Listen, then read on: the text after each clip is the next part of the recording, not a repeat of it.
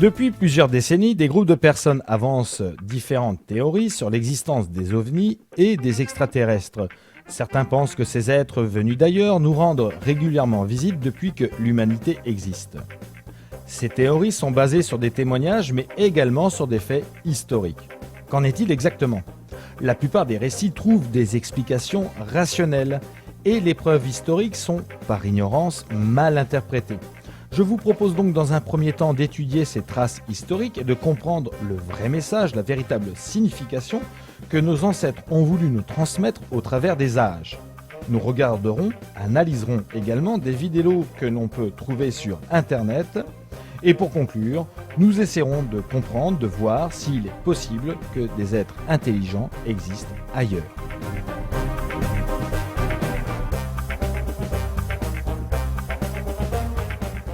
Je vous propose tout d'abord les 3 crânes de cristal. Ces 3 fameux exemplaires, les plus connus, sont à la base des théories sur le fait que des extraterrestres seraient venus à l'époque précolombienne nous rendre visite.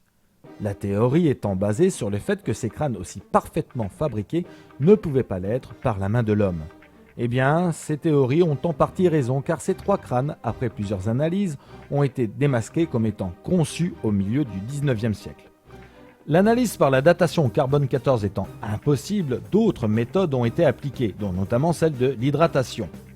En gros, plus un objet est ancien, plus les molécules d'eau pénètrent à l'intérieur. D'autres analyses démontrent la présence de plantes originaires de l'île de Madagascar qui, justement, commençaient l'exploitation et l'exportation du cristal au milieu du 19e siècle.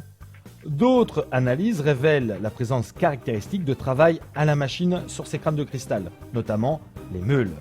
Et ils sont présents sur ces 3 crânes. Notez également que les crânes exposés au Quai Branly et au British Museum ont la même origine, celle de l'antiquaire Eugène Boban, qui était un antiquaire reconnu au 19e siècle justement. Passons maintenant aux piles de Bagdad. Ces piles réalisées dans un pot de terre cuite d'un diamètre de 8 cm et d'une hauteur de 15 cm seraient, selon certains, issues d'une technologie extraterrestre avancée. Or, on peut être surpris que des extraterrestres maîtrisant le déplacement dans l'univers et peut-être l'atome utiliseraient encore de la terre cuite pour des piles.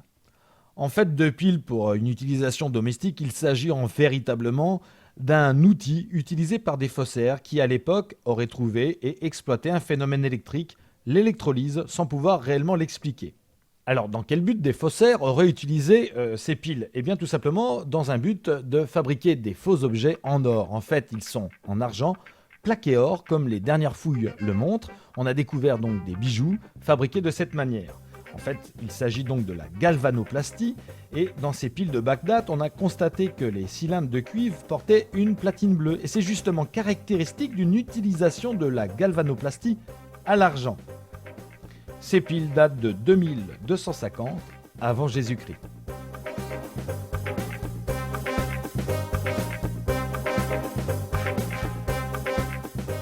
Chez les Mayas également, nous retrouvons, comme les crânes de cristal, de grandes sources d'inspiration moderne pour les théories sur l'existence de martiens qui viendraient nous voir de temps en temps. Notamment la tombe du roi Pakwal. Ce roi, qui vécut de 603 à 683 avant Jésus-Christ, est connu sous le nom de Pakwal II ou Pakwal le Grand. Il fut l'un des plus célèbres souverains de la cité-État de Palenque.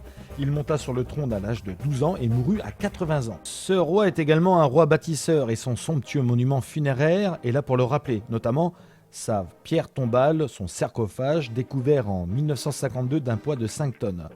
Alors certaines théories présentent cette pierre tombale comme une preuve irréfutable que les Mayas étaient en contact avec des extraterrestres puisque sur cette pierre, l'on distingue un cosmonaute aux commandes d'un vaisseau spatial. Malheureusement, la réalité religieuse de l'époque nous rattrape et donne une explication tout autre. Tout d'abord, en inclinant le sarcophage de 90 degrés, on ne voit plus du tout un cosmonaute et un vaisseau spatial, mais plutôt, et comme les traditions funéraires de l'époque le stipulent, dans bon nombre de découvertes archéologiques, un homme en train de mourir. Il s'agit en fait du roi Pasquale, saisi pour ainsi dire au moment où il se renverse en arrière pour mourir, et de son corps surgit l'arbre de la vie, le sébia, que surmonte un oiseau quetzal.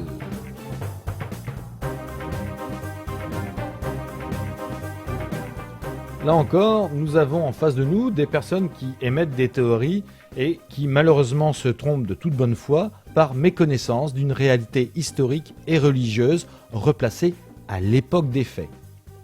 Alors justement, pour expliquer ces erreurs qui sont assez faciles de faire si on ne connaît pas l'histoire de l'art ou l'histoire de la religion, nous pouvons analyser certains tableaux qui, par ces théoriciens, ont été avancés comme des preuves irréfutables d'existence extraterrestre venant régulièrement nous rendre visite. Nous allons commencer par ce premier tableau. Alors, il s'agit du tableau exposé à l'Académie de Florence, c'est la scène dit Vitica Eremitica ou Tre Baide de Paolo Uccello. Ici est représentées différentes scènes de la vie monacale.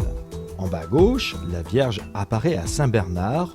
Au-dessus, un groupe de moines se flagelle devant le crucifix. Au centre, une grotte dans laquelle Saint Jérôme prie devant la croix.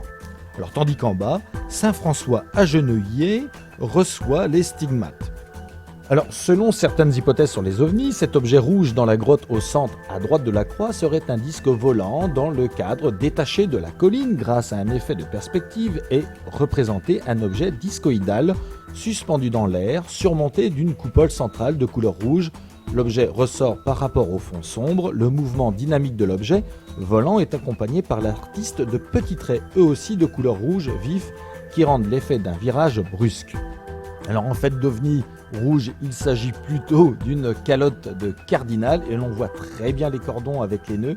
En effet, le personnage agenouillé est Saint Jérôme qui, on raconte, est devenu un ermite après avoir renoncé à la charge ecclésiastique. Et on représente souvent Saint Jérôme avec cette mitre à terre, symbole de son abandon de la robe ecclésiastique.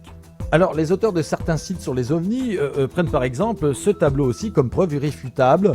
Alors, on voit que cette reproduction n'est pas très bien faite, elle est floue, elle est horrible.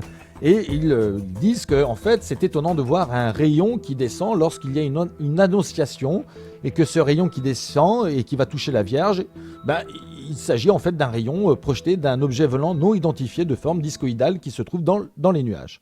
Et toutes les reproductions sur ces sites sont des reproductions assez horribles et assez mal faites. Il suffit simplement de se fournir une bonne reproduction pour s'apercevoir de ceci. Et il s'agit donc d'une représentation très commune de la divinité, visible dans une multitude d'œuvres sacrées, par exemple cette Annonciation de Luca Signorelli.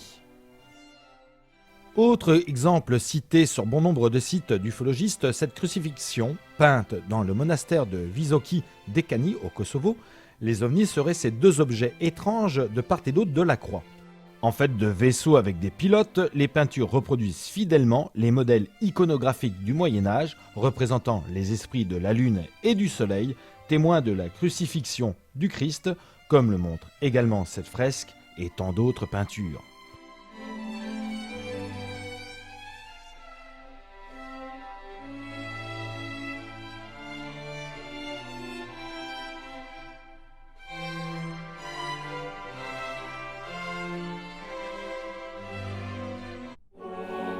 Un autre exemple bien souvent cité sur les sites, c'est le baptême du Christ, où certaines personnes soutiennent qu'un ovni, placé en haut dans le ciel, envoie 4 rayons lumineux.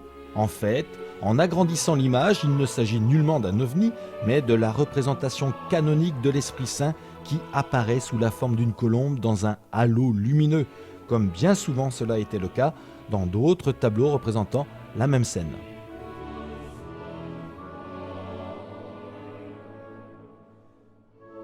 Pour terminer, je vous propose ce tableau attribué à Sebastiano Mainardi, exposé à Florence.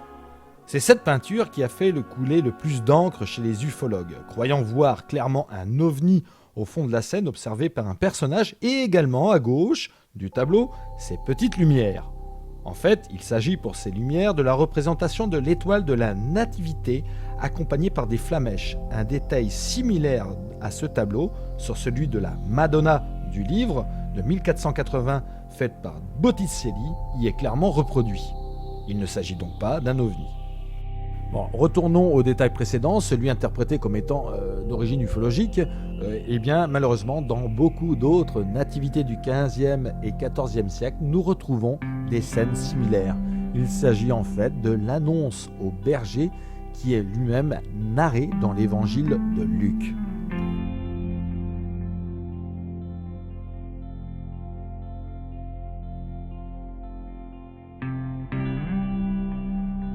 En guise de conclusion, peut-on imaginer qu'une peinture italienne de 1400 par exemple, ou qu'une œuvre anonyme d'icônes byzantines puisse réellement insérer dans des scènes à sujet religieux quelque chose de non canonique et de codifié? Ceux qui choisissaient ces représentations en contrôlant de façon pointilleuse les scènes représentées étaient de fait les commanditaires de ces œuvres. Ces croyants n'auraient jamais accepté de telles œuvres si elles ne respectaient pas les règles et dogmes de l'époque. Ces œuvres étaient réalisées sous contrat et devaient se plier aux croyances de chaque époque. Il en va de même pour les religions égyptiennes, incas ou mayas. D'ailleurs, sur ces représentations à l'écran, longtemps on a cru que c'était peut-être des martiens et en fait, il s'agit tout simplement d'une représentation d'une amphore. En ce qui concerne les traces vidéo, les preuves vidéo, eh bien ici je vous propose d'observer ce témoignage vidéo qui se révèle être un faux. Effectivement, observez bien le déplacement de la caméra, du paysage et de l'OVNI. Lorsque vous filmez un paysage avec une caméra et que vous bougez, vous appliquez le mouvement de votre caméra au paysage. Ici, représenté en trait bleu, vous allez le voir sur l'image, c'est le mouvement de la caméra et donc du paysage. Et sur le trait rouge, c'est le mouvement de l'OVNI. Ils devraient tous les deux se déplacer de la même manière. Si je bouge ma caméra de droite à gauche, le paysage et l'OVNI doivent se déplacer de droite à gauche, ainsi de haut en bas si je bouge de haut en bas ma caméra. Et bien là, sur cette image vidéo, au ralenti, on constate que lorsque la caméra se déplace de droite à gauche, s'incline de droite à gauche, le paysage suit le même mouvement, alors que l'OVNI, lui, reste sur le trait rouge, c'est-à-dire rectiligne, il ne bouge pas. Ce faussaire n'a pas utilisé la méthode du tracking vidéo qui consiste à faire bouger les objets que l'on met en surimpression sur une image vidéo.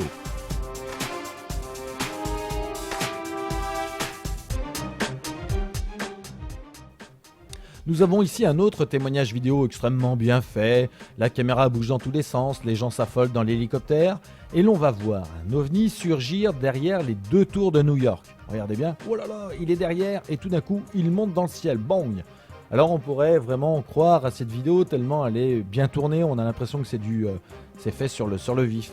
Malheureusement, cet ovni qui normalement doit toujours être derrière les 2 tours, puisqu'il est présenté ainsi derrière les 2 tours, si nous passons au ralenti les images, nous apercevons que l'ovni passe à un moment donné devant l'une des 2 tours.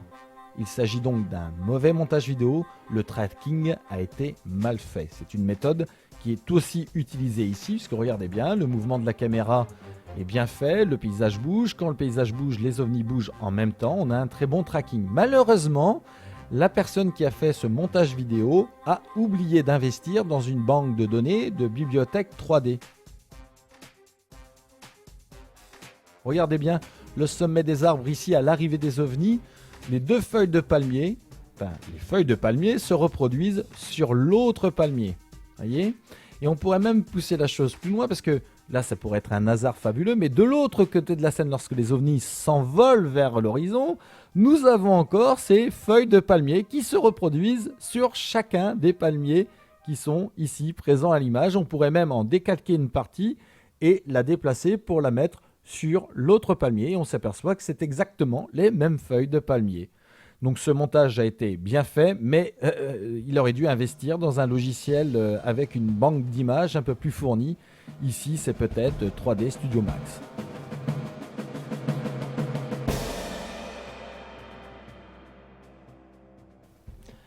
Il y a par contre des documents actuels qui sont assez troublants et ne trouvent pour l'instant aucune explication rationnelle. D'autant plus que ces documents nous préviennent directement de l'armée ou d'observateurs dignes de confiance. Exemple, ici, lors de la vague d'OVNI qui a envahi le ciel de la Belgique. Ici, nous avons plusieurs militaires à bord de leur appareil qui ont pu filmer aussi bien en visuel que sur leur écran radar des objets volants non identifiés dont le comportement était assez suspect puisqu'ils arrivaient de passer à une vitesse de 0 km/h à plus de Mach 6-7 en quelques secondes. Nous avons donc des témoignages très probants et troublants de militaires, généraux ou alors de pilotes, de gendarmes et aussi de nombre de témoins assez impressionnants qui au même moment, au même instant, ont observé exactement la même chose. Dans le ciel. Sur le radar, on pouvait remarquer un petit cercle avec une sorte de queue à la gauche de l'écran. 4 autres bases signalèrent le même écho sur leur radar. Quelque chose de très étrange volait dans le ciel belge. L'armée de l'air donna l'alerte.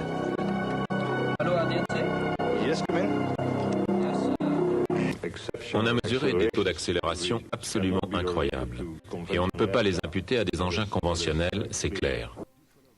D'autres films ou extraits vidéo ont été aussi déclassifiés par l'armée, comme ici, cet exemple où un MiG a pu observer la présence d'un ovni volant pratiquement côte à côte avec son appareil. Voici maintenant les deux éléments qui semblent se confondre. Voici le même plan au ralenti.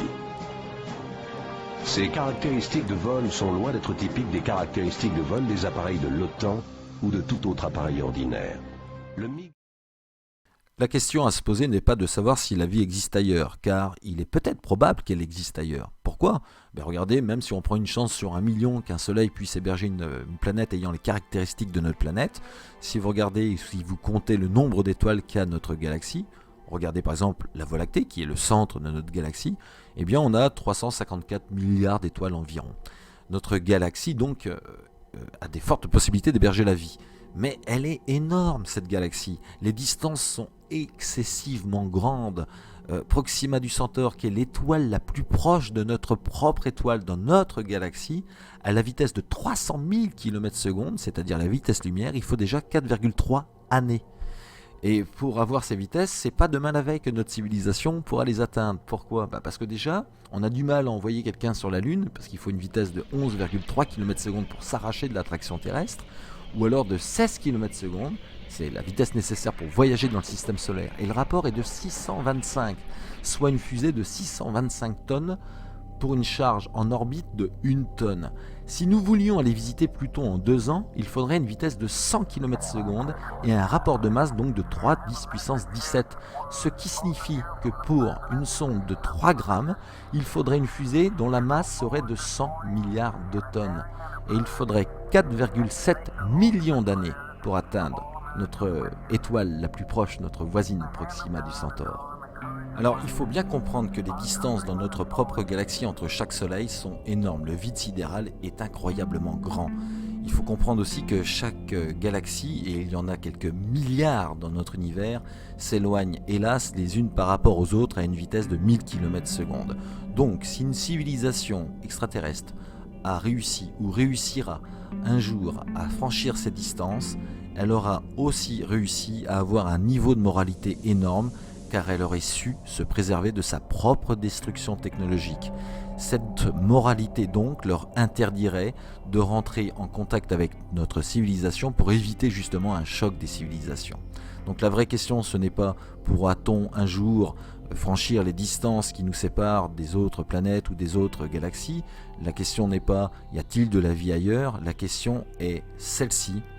Aurons-nous la sagesse de préserver notre planète, petit radeau de survie dans l'immensité du vide, pour un jour peut-être arriver à une technologie nous permettant enfin de voyager entre les galaxies et de rencontrer sur un même pied de moralité d'autres vies extraterrestres.